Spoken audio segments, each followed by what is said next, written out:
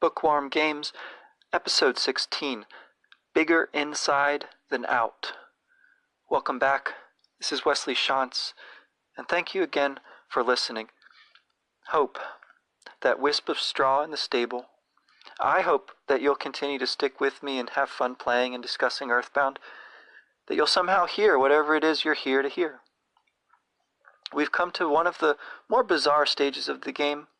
I know I've said something similar before back in Saturn Valley, and I do intend to say so again at least a couple more times before the end of this journey, but to continue the discussion of Foreside this week under the aspect of Moonside poses some special difficulties, ones I hope will not prove insurmountable. In preparation, we gathered poems, practiced our philosophical language last week. I trust that's all fresh in your mind. You remember the bulldozer, the bridge between the labyrinth in the desert and the diamond layout city. And I've moved the Franklin badge, the platinum band, coin of defense, over to Ness's stuff from Paula's, and I suggest you do the same. First, to pick up where we left off plot-wise, we're in the dark, all the lights in the department store having gone out, just like the mouse said. This is why you always trust a mouse's sixth sense, your own, for that matter. Fortunately, this is not a book that we're reading, though. It's a game, one that glows with its own illumination. Even in the darkness, we can read in the spaces between floors where the escalator carries you. The escalators are all still working, though the lights are out. And you can see by the light of the words over the intercom calling you to the 4th floor, which surely recall those of your friend who's just been kidnapped, whisked away from between you and the other friend she also called to help, when you both were in danger like this before, back in the deranged hotel room ambush and the locked room under the graveyard in Threed. You can see, too, by the bright gift box disguised commodities crowding around your successive ascents. The hot coffees and electric guitars can be some of the toughest enemies up to this point in the game, and the spook at the top is vicious. But a big bottle rocket later, the smarmy kidnapper behind the desk is defeated, appealing to Gigas lest you forget. As is ever the way with these stories, obstacles and taunts and dangers make you stronger, shedding new light on your wisdom, courage, and friendship, those qualities which are at once the means and the end of your quest. Even also dimming the lights so that such words and gifts shine out the clearer. But where is Paula? I was a little mixed up at the end of the last episode, addled by poems and continental philosophy. This is not Moonside just yet. You can even leave the store before going upstairs, and you'll find everything outside is the same as ever. When the lights come back on, and the store is populated once more, you follow the trail of clues about Monotoli's whereabouts, down to Jackie's Cafe. And talking to people you've already talked to in there, one of them, the broadly smiling lady by the bar, says something different. Something about the 7th inning stretch and the fans singing "Take Me Out to the Ball Game" at the stadium. Only there's no stadium in Foreside, so it's supposed to mean that there was a noise out front, maybe even a singing, collective kind of noise. And it also suggests that what's about to happen will be a game within the game. When you go back out, a crowd of townspeople have gathered around the shallow alley, all appalled and unable to look or move away from the figure in the Hawaiian shirt and black bowler lying prone face up on the pavement. Once more you bribe someone with any item you can spare to get him to move aside, to allow you to move the game forward by your generosity or impetuousness. Everdred tells you his version of the story, how he learned about Carpenter's secret, the glittering Mani Mani statue, how he stole it, brought it to the city to sell on the black market, only to have it stolen in turn. And it's this indignity, this reversal of fortune, as much as his grievous hurts, which seems to have brought him, the great gangster, low. The boss of Berglund Park doesn't even remark on Paula's absence, so set is he undying. He leaves you with a hint to check behind the bar. If you did so before, there was nothing. But now that you hear it from Everdred, it will be there, the way forward. He leaves you also with his final haiku. When on your way out, be sure that you say goodbye, then lock the door tight. With a last leer at the women gawkers, causing them to back away, and his self-image restored, Or does he actually pick their pocket? Is removing pity locking the door tight? Everdred stumbles off, zigging and zagging out to be alone like an animal about to die. His death is on his own terms. When you go back in and check behind the bar, 3 slow question marks, question mark, question mark, question mark ensue, and with a whiteout you find yourself plunged into Moonside. As a representation of the Dionysian element underlying everyday life, of the energy with which existence is shot through, Moonside is earthbound. It is in earthbound, like Where the Wild Things Are, or Calvin and Hobbes' photo-negative comics, or like Hobbes himself, the rest of Calvin's imaginations careening through the door to greet him, or like the Upside Down in Stranger Things, or like Coco's lavish World of the Dead, or the impossibly lovely Art Deco slumberland of Little Nemo. This is just to say, we need not go all the way back to depictions in classical epic and drama, nor even to Nietzsche's essay on the Apollonian and Dionysian, to get a feel for the underworld, the bizarro world of Moonside. And I resort to, or more to the point, indulge in references like these because I do hope you might be interested enough to look these things up if you don't know them already. I know it would be far-fetched to assign all this as reading, but then to expose you to it and encourage you, well, it's like footnotes again, it's allusions. And that root of that word, I think, is the same as in ludic, which we'll be talking about in a bit. Anyway, if what's being said is interesting enough, maybe you'll go then and read the sources and think about them, and see the world anew, if not lit up quite like Moonside. Or if nothing else, please accept these distillations of some good things I've managed to come by, share them around, like the whiskey jug in Jayber Crow, saying good, good, good, because it's the drinks you're inspecting after all, when you're transported there. But here's Bogost, Ian Bogost, his book Play Anything, which is where I took my title for this episode. So he takes the going on a picnic word game as an example of how, by adding constraints, you make a game more interesting. Here's what he says. Suddenly, silly, forgettable activity, reciting words in order, becomes a compelling experience that warrants serious attention. The experience becomes much larger than the constraints that create it. By embracing more limitations, a seemingly meaningless idea becomes a more meaningful experience. This paradox of play, the idea that fun arises from limiting freedoms rather than enhancing them, isn't only true of board games or card games or playground games or video games. It can be found in any kind of material whatsoever. If the imposition of external restraint hasn't been effective, why not embrace its opposite, constraint, the adoption of controls and limitations from inside rather than outside a situation? Constraint has the flexibility to cover all forms of material construction across all media. Rules describe the internal logic of a system, but constraints delineate its edges, the membrane that contains these machines and separates them from other beings, creatures, devices, and experiences in the world. Constraints are the features that delimit both the system's characteristics and the user's possible actions. All right. So that's from page 140 of the book Play Anything. Bogost's concept here, when he says reciting words in order, might well make you think of poetry, and that's one of his other chapters in here, which is a really interesting one.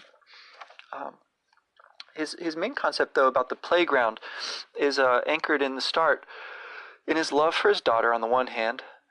He tells a story of her at the mall, and he's pulling her through from store to store. It says, years ago, I was running an errand at an upscale shopping mall in Atlanta where I live. I was in a hurry, rushing from one store to another to meet up with my wife. The mall was crowded and bleak, and I wanted to leave. I had my young daughter in tow. She was 4 years old or so. She clutched my hand as I steered us quickly through the throngs of weekend shoppers.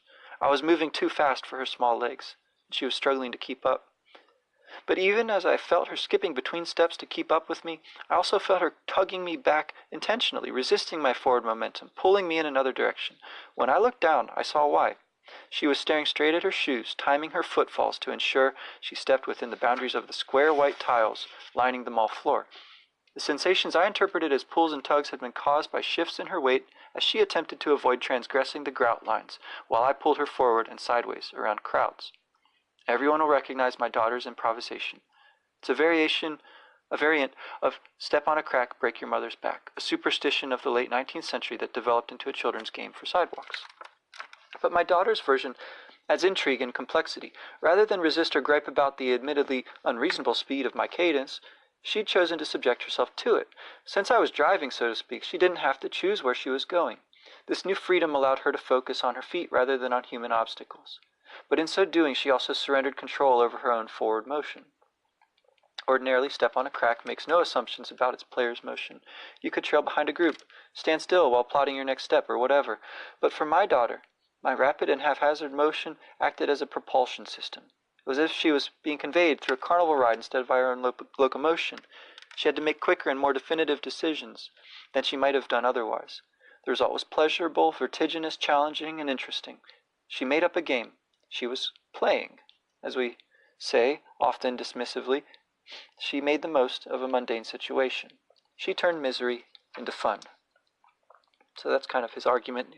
Comes back to that anecdote time and again throughout the book. But then, on the other hand, it's also anchored in his study of play as a professional game developer and professor. And particularly in a text that I mentioned the other day, the Huizinga, Homo Ludens. And it's one of the seminal texts for a number of game writers and analysts that I was reading about in the Humble Bundle that was released recently from MIT primarily. Bogost is one of the editors of those books. But Huizinga's book doesn't actually appear in the bundle, although it's cited by practically every single one of them. Here's an example from there. He's speaking of some general comments about play early in the book here. He writes, "More striking even than the limitation as to time is the limitation as to space. All play moves and has its being within a playground marked off beforehand, either materially or ideally, deliberately or as a matter of course. Just as there is no formal difference between play and ritual, so the consecrated spot cannot be formally distinguished from the playground. The arena, the card table, the magic circle, the temple, the stage, the screen, the tennis court, the court of justice, etc., are all in form and function playgrounds, i.e., forbidden spots, isolated, hedged round, hallowed, within which special rules obtain. All are temporary worlds within the ordinary world, dedicated to the performance of an act apart. Inside the playground, an absolute and peculiar order reigns. Here we come across another very positive feature of play. It creates order, is order. Into an imperfect world and into the confusion of life, it brings a temporary, limited perfection. Play demands order, absolute and supreme. The least deviation from it spoils the game, robs it of its character, and makes it worthless.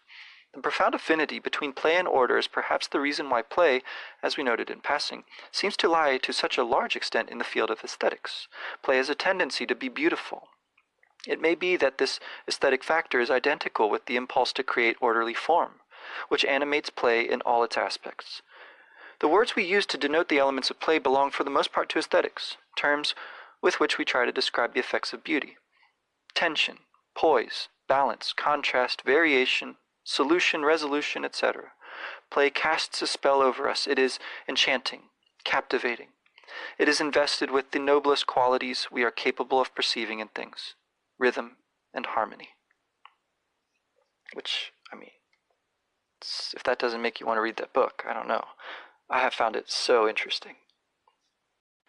Now, Bogost in Play Anything, of course, as the title implies, takes this quite far and is open, I think, at times to the charge of arbitrariness.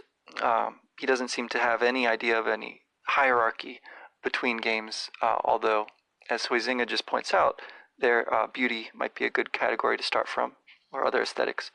But then again, I think Bogost does a great job forcefully arguing against an ironical arm's-length hipsterism on the one extreme, or an overpassionate, angsty attempt at sympathetic engagement on the other. And Bogost's foil here is his lookalike, the late David Foster Wallace. Now, paying attention to things a little bit, it becomes very easy to go all philosophizer on them. Might think of Plato's forms or Aristotle's thinghood and Maritain's bound-buried significance of things, which he comes to via Aquinas in the Dark Ages, which in their sophisticated naivete took philosophy just as far as it was possible to go.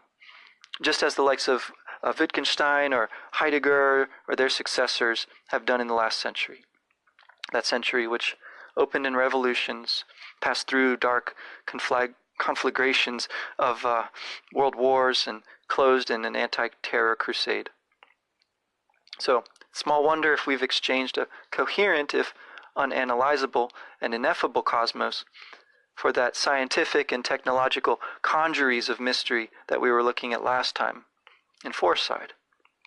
But I think Bogost's book is lucid and focused and offers a helpful way through some of the contemporary overheated intellectual and socio-political life. He even pokes fun at himself with his joke about how you can count the pages until most authors in his field will cite the work flow, or the concept of flow. I think that appears in his book on page 67, so that's pretty good.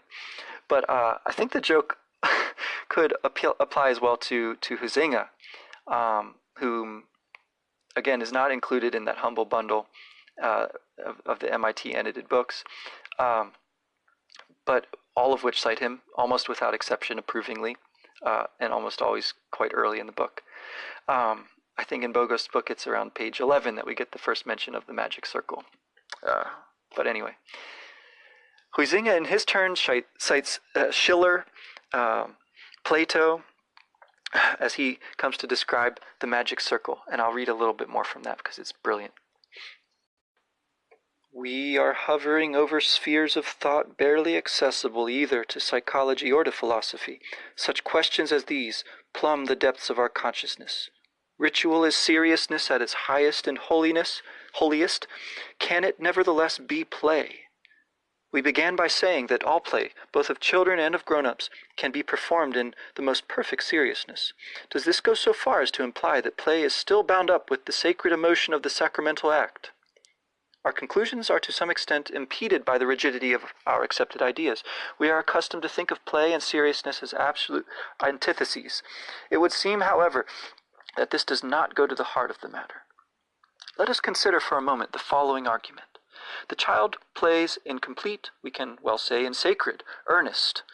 But it plays and knows that it plays. The sportsman, too, plays with all the fervor of a man enraptured, but he still knows that he is playing. The actor on the stage is wholly absorbed in his playing, but is all the time conscious of the play. The same holds good of the violinist, though he may soar to realms beyond this world. The play character, therefore, may attach to the sublimest forms of action. Can we now extend the line to ritual and say that the priest performing the rites of sacrifice is only playing? At first sight it seems preposterous, for if you grant it for one religion, you must grant it for all. Hence our ideas of ritual, magic, liturgy, sacrament, and mystery would all fall within the play concept. In dealing with abstractions, we must always guard against overstraining their significance. We would merely be playing with words were we to stretch the play concept unduly. But, all things considered, I do not think we are falling into that error when we characterize ritual as play. The ritual act has all the formal and essential characteristics of play which we enumerated above, particularly insofar as it transports the participants to another world. This identity of ritual and play was unreservedly recognized by Plato as a given fact. He had no hesitation in comprising the sacra in the category of play. He quotes, "I say that a man must be serious with the serious." He says, Laws 7:803, quote, "God alone is worthy of supreme seriousness, but man is made God's plaything, and that is the best part of him. Therefore every man and woman should live life accordingly, and play the noblest games, and be of another mind from what they are at present. For they deem war a serious thing, though in war there is neither play nor culture worthy of the name. which are the things we deem most serious. Hence all must live in peace as well as they possibly can. What, then, is the right way of living? Life must be lived as play, playing certain games, making sacrifices, singing and dancing, and then a man will be able to propitiate the gods and defend himself against his enemies and win in the contest. Now, The Laws is one of Plato's works that I've never read, so I have to make my way to that in time here, but I think we can get back to Earthbound in the meantime. And besides looking surreal, like a chalkboard scrawled with neon, there's different rules in Moonside. There, no means yes, and yes means no. Kind of opposite day rules, or night. Rules are best thought of as the constraints within which freedom and fun become possible. Fun being the explorations of latent possibilities in things.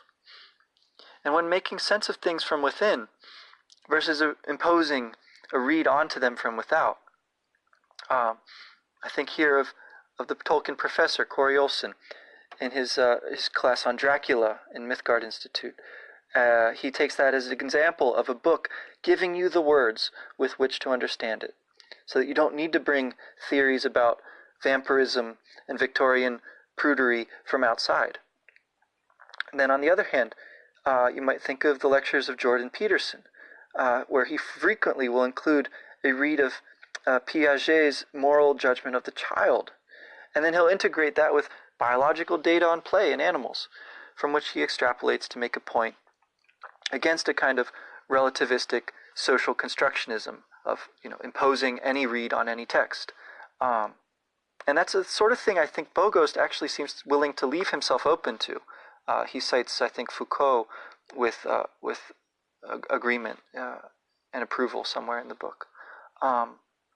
But anyway, Peterson then goes on to make a point whenever he talks about these things, that games and morality, that sort of order within which freedom is possible, can be arranged in a kind of hierarchy based on the ones which people are actually willing to play, ones which are fun. And then similarly, in his Bible lectures, which are really interesting, he'll draw freely on Jung and all the rest, while staying close to his read of the text itself. And I enjoy and learn as much from those lectures, which are so wide-ranging, as I do from Olsen's close reads, in which, in his turn, he tends to bring to bear close knowledge of the Bible when he approaches most other works, including Dracula, since most books do invite such a read. Here's a little quote from Dracula. This appears in chapter 16 of Dr. Seward's diary, continued. As to Van Helsing, he was employed in a definite way. First he took from his bag a mass of what looked like thin, wafer-like biscuit, which was carefully rolled up in a white napkin. Next he took out a double handful of some whitish stuff like dough or putty. He crumbled the wafer up fine, and worked it into the mass between his hands. This he then took, and rolling it into thin strips, began to lay them in the crevices between the door and its setting in the tomb. I was somewhat puzzled at this, and being close, asked him what it was that he was doing. Arthur and Quincy, Junior also, as they too were curious. He answered, I am closing the tomb, so that the undead may not enter. And is that stuff you have put there going to do it? Asked Quincy. Great Scott! Is this a game? It is. What is that which you are using? This time the question was by Arthur. Van Helsing reverently lifted his hat as he answered. The host. I brought it from Amsterdam. I have an indulgence. It was an answer that appalled the most skeptical of us, and we felt individually that in the presence of such earnest purpose as the professor's, a purpose which could thus use the to him most sacred of things, it was impossible to distrust. So there you have, I think, some interesting evidence about the connection between games and the sacred on the one hand, and then also some fair evidence as to the hierarchy of some books' importance over others on the other. But anyway, besides playing with language, and there are more examples we'll look at in a sec once I say one more thing about reading, Moonside confronts you with a host of new baddies, including Dali's clock, and abstract art, along with a hydrant and a fuel pump. So, essentially you fight against postmodernity in its most tangible guises, the artistic and the technological. And what should we make of that? Now, in The Master and His Emissary, Ian McGilchrist makes the comparison between art and game in postmodernity. He alludes, among other things, to T.S. Eliot's Wasteland as something of a dead end, an interesting cultural-historical document like Joyce's Finnegan's Wake, rather than powerful poetry, although its borrowings make it gleam in places like a magpie's nest. That's just what the lens did in the desert, you'll recall, and what we'll see the gold tooth do in a minute, or for that matter, the Mani Mani statue. So people imitating machines, like the slot machine Sanchez brothers, is a variation on the classic image of Descartes, wondering if the people outside his window might be automata. Apparently, this is a hallmark of schizophrenia symptoms. McGilchrist cites 20th century poetry as a bright spot among the arts and alludes to the potential for film. Thus, Tarkovsky being one of the few artists of whom one can genuinely use the term Shakespearean. But he does not address video games specifically. Another longer quote. With postmodernism, meaning drains away. Art becomes a game in which the emptiness of a wholly insubstantial world, in which there is nothing beyond the set of terms we have in vain used to construct meaning, is allowed to speak for its own vacuity. Where the author thought he was doing something important, even profound, was, in Wordsworth's phrase, a man speaking to men. The critic can reveal that he was really playing a word game, the rules of which reflected socially constructed norms, of which the author was unaware. The author becomes a sort of puppet, whose strings are pulled by social forces behind the scenes. He is placed. Meanwhile, the work of art gets to be decoded, as if the value of the work lay in some message of which the author was once more unaware, but which we in our superiority can now reveal. Separating words from the reference in the real world, as postmodernism does, turns everything into a nothing, life itself into a game. But the coupling of emotionally evocative material with a detached, ironic stance is in fact a power game, one that is being played out by the artist with his or her audience. It is not so much a matter of playfulness, with its misplaced suggestion of innocence, as a grim parody of play. It is familiar to psychiatrists because of the way that psychopaths use displays of lack of real a jokey, gamesy, but chilling indifference to subjects that spontaneously call forth strong human emotions, to gain control of others and make them feel vulnerable. Now, McGilchrist's Master and His Emissary, I think, is another brilliant book and a curriculum in itself, but I think he's woefully unaware of the power of video games here, and I think it actually does a disservice to his argument that he speaks of life being a game as if that were lessening its value. But another language game comes in the Moonside Museum. There one of the visitors says, "Whose bones are these?" "Bones, bones. Bone, bone, bone." Repeating a word like this until it changes to become just sounds. And in so doing, it sounds different, until, consciously, we rejoin it to its meaning, to some context of surrounding words or images, and then it means differently than it did before, by that consciousness that we apply to it. It's like the dinosaur abbreviated in this museum, only the torso. It's like the sections of the city carved up and jumbled around and invisibly separated by walls or by an abyss into which you stop short of disappearing. When property becomes real estate and stacks of escrow and investments, divorced from the people and the culture meant to flourish there, because Monotoli, we're told, made his money in real estate and now owns the government, then you can be translated from one portion of the dismembered geography to another by talking to people. Mostly the ones who look like lifeguards. Their hello and goodbye slides you away in the direction of the map in which you'll next appear. There's a flame pendant to be found to go with your night pendant, and an unusual item, a handbag strap, which can paralyze foes. Some of the denizens have prophetic visions of you burned and being fine, of a silver ball blasting into the beach. There's a creepy offer to sharpen you, a frightening identification with the enemies, as walking parking meters, and then you're laughed at. There's a chilling narration of losing HP down to 0. There's a poem about knives getting dull and soup getting cold, a hymn to the Mani Mani statue. And playing with the letters of welcome to Moonside, jumbling them together to suggest demonic possession embodied in the gold statue. And the question is how much to make of all these words, how far their nonsense should speak for itself. It's always in the middle of the night there, in the hotel dark moon. The phone rings like on that first night of your adventure when your dad called. And here everything glows in outline in much the way the meteorite did. Once you complete this area, there is no coming back. Like that police car lit night on the hillside, or like Threed under threat of the zombies and ghosts, Snowwood boarding school. Elsewhere, of course, the game allows and even requires you to retrace your steps, to return to places, though the times have changed them, and your experience will lead you to see them anew. So what does this make you think about? You might want to look at those conversations that I've been having lately with Alex Schmid for more on these topics, and you can share your own thoughts on Anchor, on YouTube, on the blog, etc.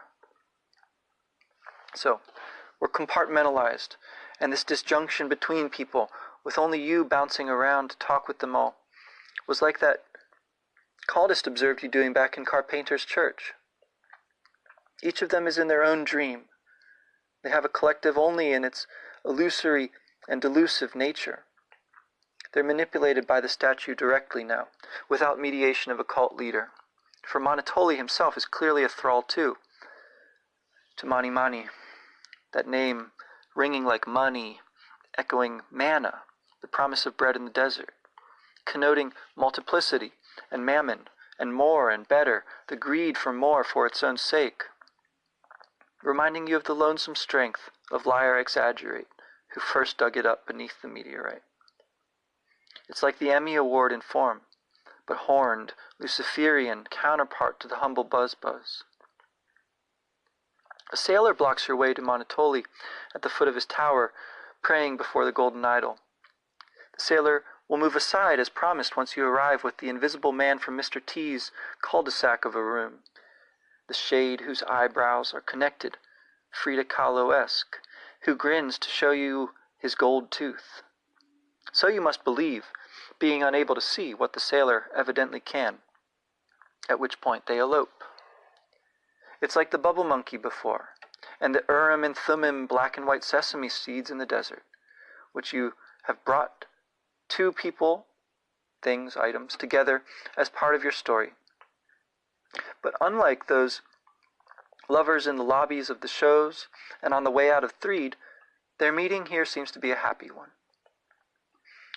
And as you see, when the Mani Mani statue is destroyed, whether you do it by the big bottle rocket again, quickly, or with painstaking, turn-taking, strategic moves and some luck avoiding its killer attacks, its evil is still subordinate. It was actually an illusion-making machine, broken now. But Paula is still missing, and Foresight is still under the thumb of Monotoli and denying his weakness in visiting the cafe to dwell in and worship illusions. Himself the pawn of Pokey or of Gigas, if we recall the department store spook. There's another mouse here, or is it the same, explaining that you've been wandering around the back room, perhaps mistaking its stacks of boxes for those bulwarks of chaos and old night that separated the habitable sections of Moonside from one another. And I do worry that I sometimes am doing this here too, making much of things that in themselves are without quite the meaning that I described them. Now, on stepping outside once more, there's a series of events in quick succession. You hear about the invention and then the mistaken delivery and neglected class of the trout-flavored yogurt machine. You hear about Apple Kid going on a journey to work on the phase distorter with Dr. Andonuts, the wandering scientist. And then the maid overhears about the yogurt machine and requests that you bring it to her at Monotoli's his building. And then you got to go back to the desert to find it in the cave of the levitating guru, Talarama, whose headgear looks sort of like the swirl of a soft-serve frozen yogurt. While you're down there, don't miss the bag of dragonite and the broken tube which will become a bazooka, and some further jokes about language being perpetrated by the monkeys. The music in their home, that paradise under the desert, is a distorted version of the same Pollyanna theme. Though it's a while now since you visited a sanctuary spot, the silence in Talarama's own chamber swells to the tune of cosmic harmony as if you found such a place. And in a sense you have, for he's a kindred spirit. Here are his prophetic, scientific words. In the English translation, "The truth of space and time moves through the universe like a wave. Truth speaks through space and matter and makes itself known to human beings. I was waiting for you, and you came.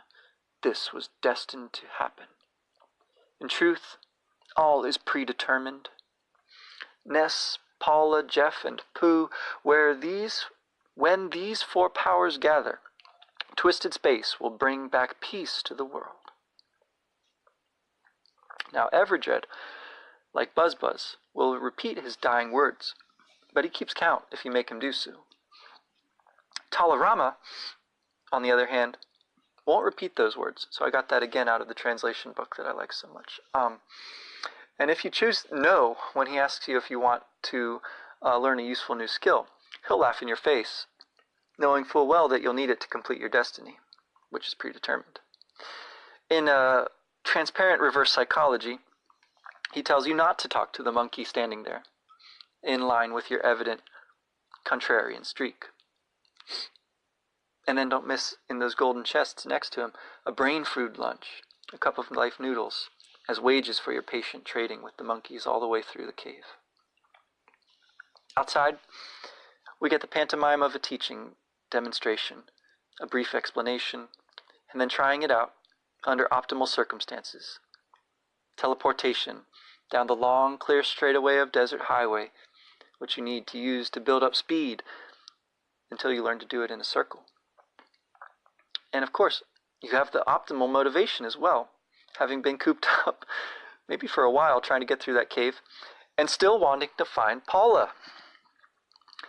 And speaking of distorted space, we get more of that in the Monotoli building, with its own bland reflection of Moonside, or Talarama's words about the cosmic space and time wave.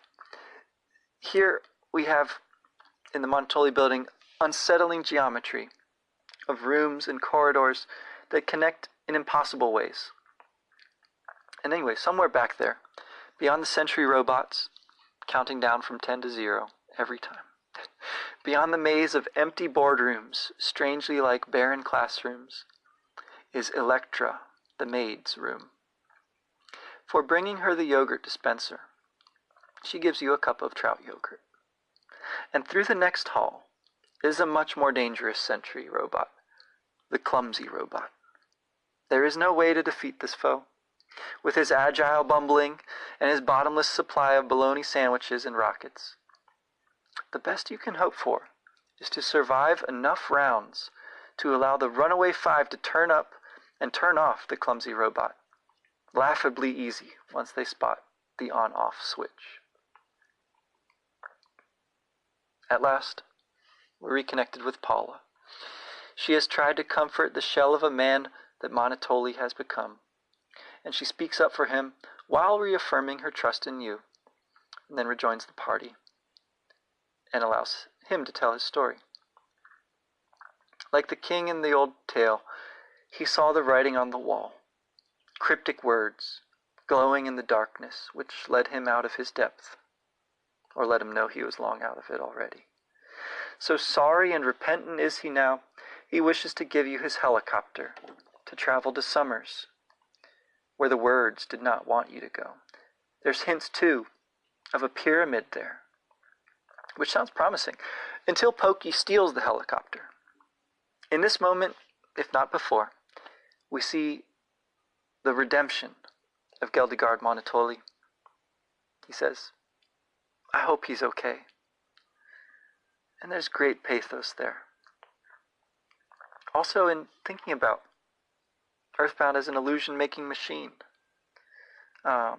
Thinking about the quality of those people encountered within the game, within the illusion, who seem to have their own stories, who certainly have their own poems. Now, it's a little undermined, of course, by the bathroom humor from the Runaway Five, and get a rollicking trip back to Threed in their tour bus.